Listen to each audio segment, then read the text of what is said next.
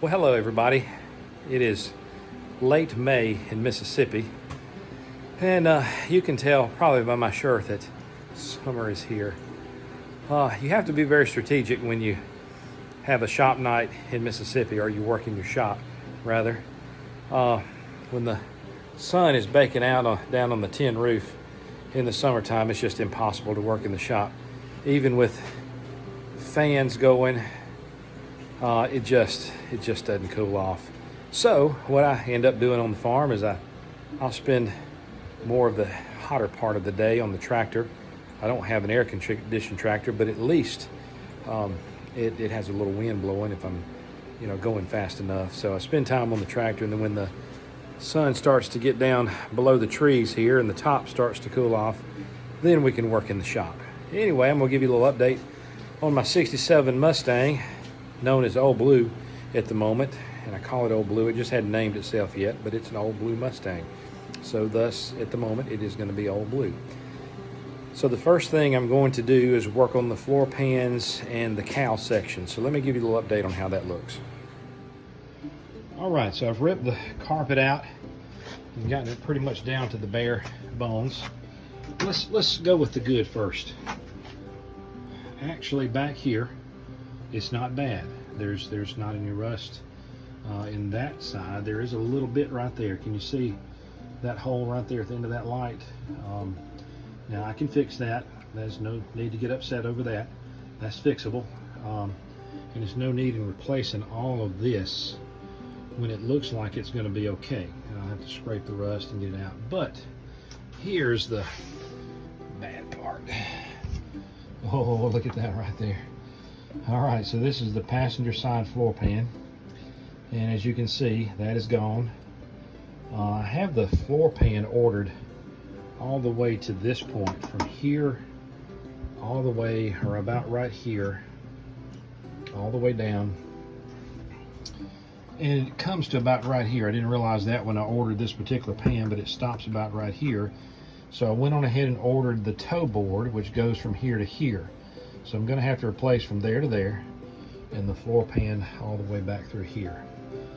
The driver's side doesn't look quite as bad. Actually, somebody did a little fiberglass work and some Bondo, so this floor pan over here is full of that. So I really haven't torn it apart enough yet to really determine how bad it is. But still, it doesn't matter. I've got that whole floor pan that goes from there all the way to up there. So that's what's gonna happen here on this video update.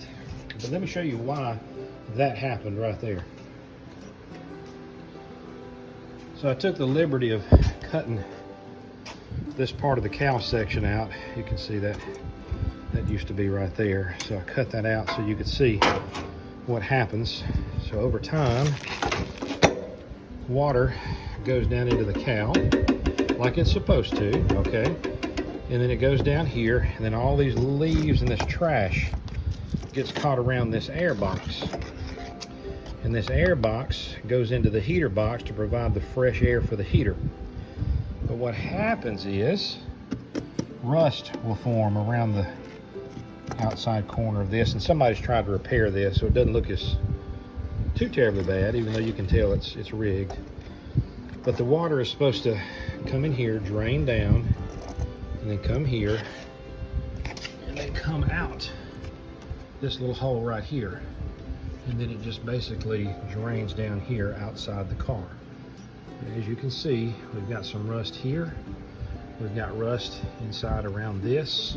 But the worst part right here is at the top of this door hinge. The top of this pillar is rusted out. So this is going to be a little area of concern right here. I did find that whole pillar to replace, but you can only buy them in a pair, and it's $250 for the pair. So I think old fella's gonna try to do a little metal work in here and make that probably even stronger than it was when it came from the factory. But let me show you the other side. That's the good side. Well, when I say the good side, I'm talking the good side of the inside the cowl. You're going to enjoy this right here. Oh, look at this. Boy, Isn't that a repair job? Man, oh man. Yes, that's something else right there. I guess maybe that's Bondo or no. It's spray foam. That's what it is. So this whole section under the lip of the windshield, all the way down and all the way across, I'm going to replace all of that, because if I don't, this car will always leak into that floorboard and cause that big hole that we saw on the floorboard earlier. So that's got to be fixed. If you're going to have any kind of a nice car, that's probably the very first thing you're going to have to do on a Mustang is fix that right there. And by fix, I don't mean use spray foam.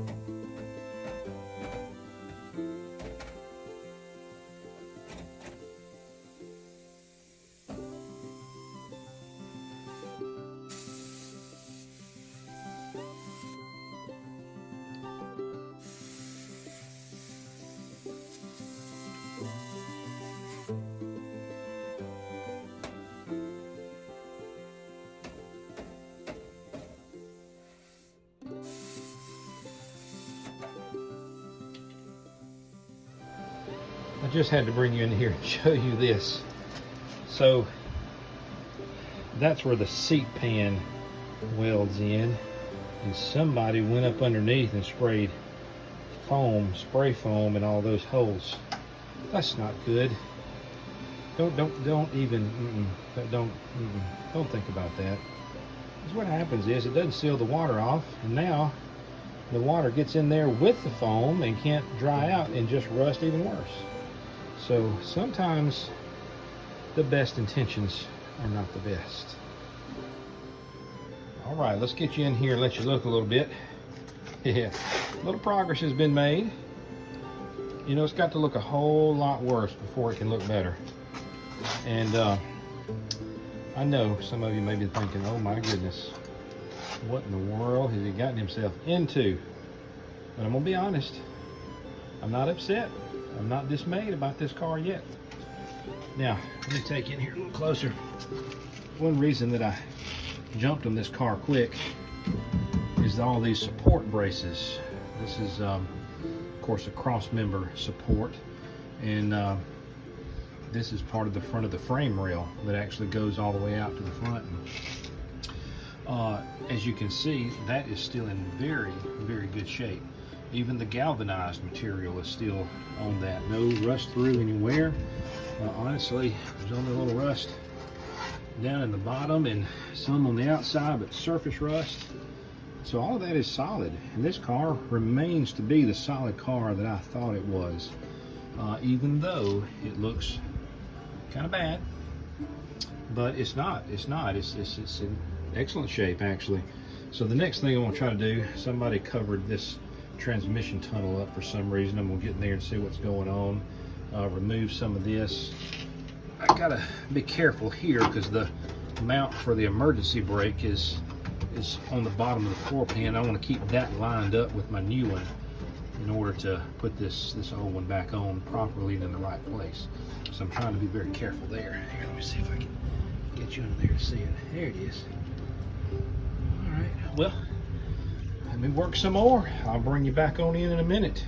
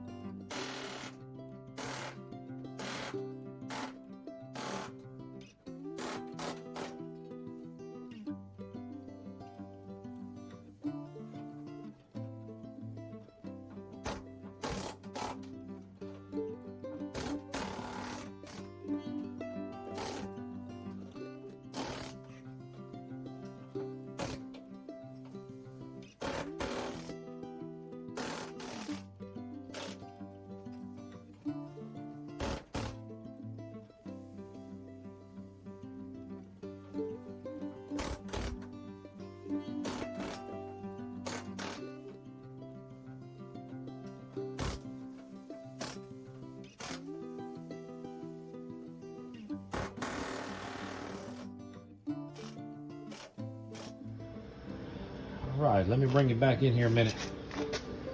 Pretty much got everything cleaned up. Got all the burrs cleaned on that. On the inside here, this rocker panel is clean. And by the way, this rocker panel is solid as a rock.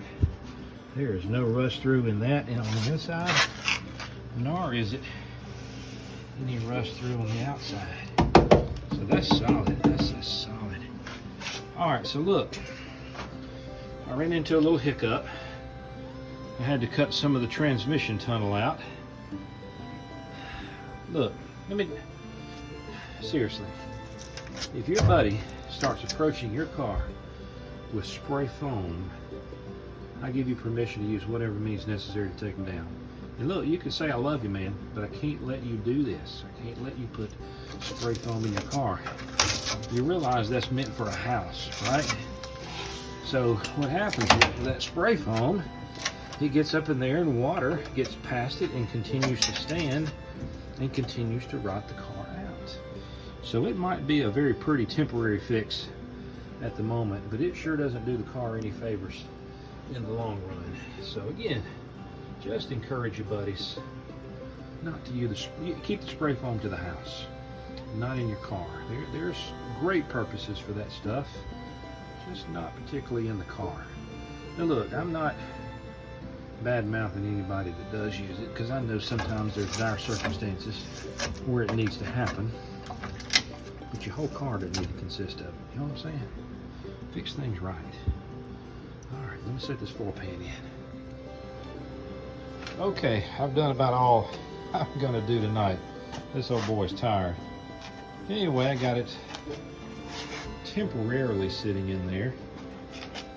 I even have the seat pan kind of sitting there, and the holes are actually lining up underneath in the floor pan for the seats to be bolted in. As you can see, I like to temporarily use sheet metal screws to kind of hold it in place, because it likes to move around on you, and you adjust it over here and it'll move over here, so that'll just kind of clamp it down temporarily until I can get everything in place. And certainly when I get this toe board in, I'm going to have to do a lot of lining up right here on this panel. But all in all, it turned out great. I'm very pleased with the way it looks. I think this is the proper way to fix something. Now, as you can see, I got a gaping hole in that transmission tunnel, and when I started getting into that, I noticed 2 layers of metal with spray foam in between, and I just can't have that, because moisture will get in there and continue to rot out, and I certainly don't want to have to rip all the carpet back out and do this again anytime soon. So anyway, this is it. We'll come back later when I get the toe board put it in. And I'm not sure what to do here. If I can find a patch panel to fix this, I'll order it. If not, it shouldn't be too hard to mold a piece of metal over and tie into that other floor pan over there and just roll it over the top of this, roll it over the top of that. So we'll see how that works. We'll just take it one step at a time. But old Blue is making progress.